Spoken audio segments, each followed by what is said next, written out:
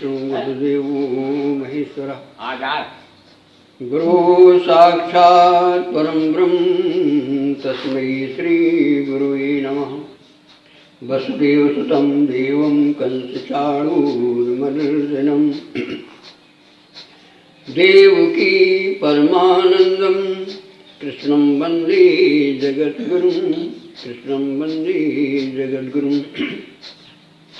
आदरणीय हमारे सभी उपस्थित युवा भाई बंधुगण एवं स्नेहमयी माता और बहनों,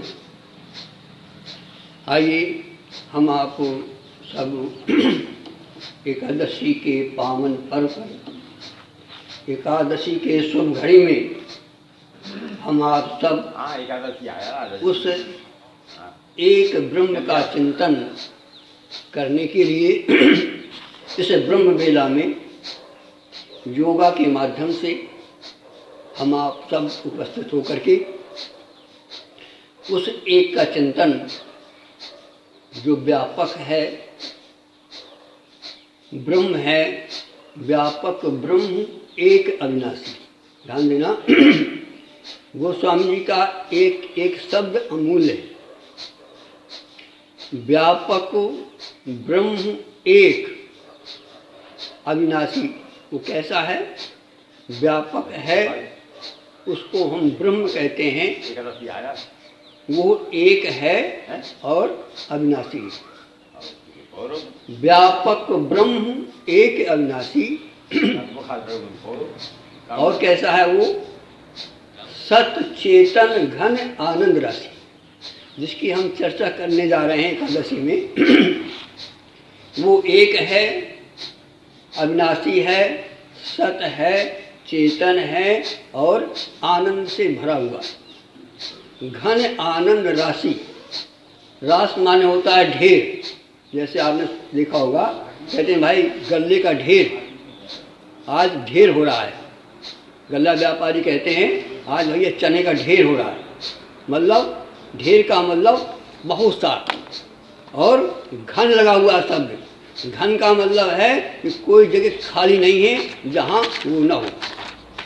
ऐसा परमात्मा रहता कहाँ है?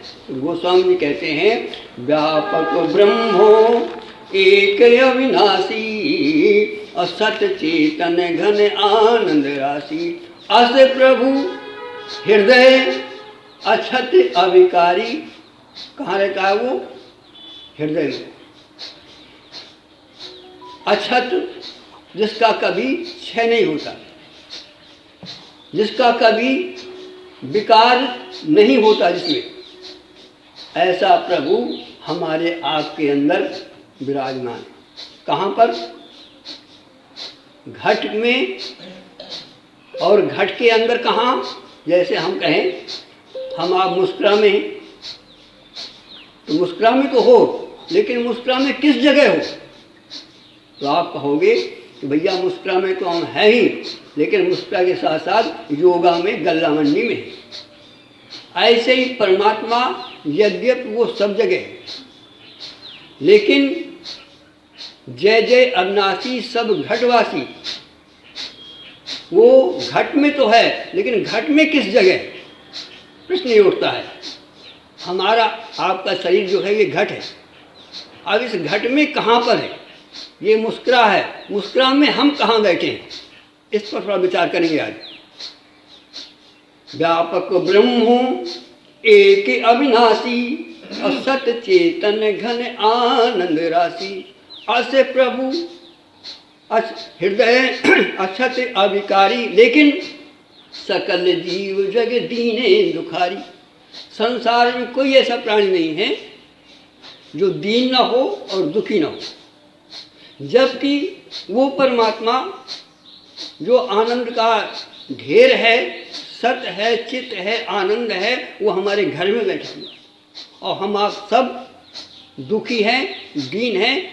कितना बड़ा आश्चर्य है,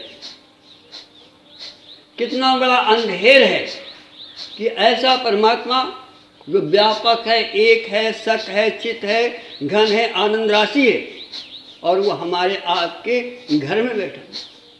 और फिर भी हम दरिद्र हैं, दीन है, दुखी हैं, कितनी अफसोस, कितनी सोचनीय बात है। क्यों ऐसा है? इसलिए कि आप जहाँ बैठे हो वहीं पर अरबों खरबों का धन गड़ा हो और आपको मिले ना, तो बताओ उस धन का क्या मूल्य है।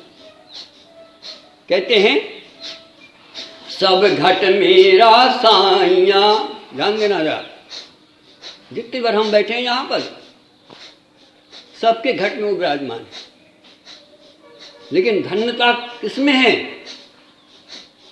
कौन व्यक्ति रईस है? जिसको अपने यहाँ का गड़ा हुआ धन मिल जाए। लाख है लेकिन तुम्हारे हाथ में नहीं है, तो बताओ क्या मूल्य है उसका?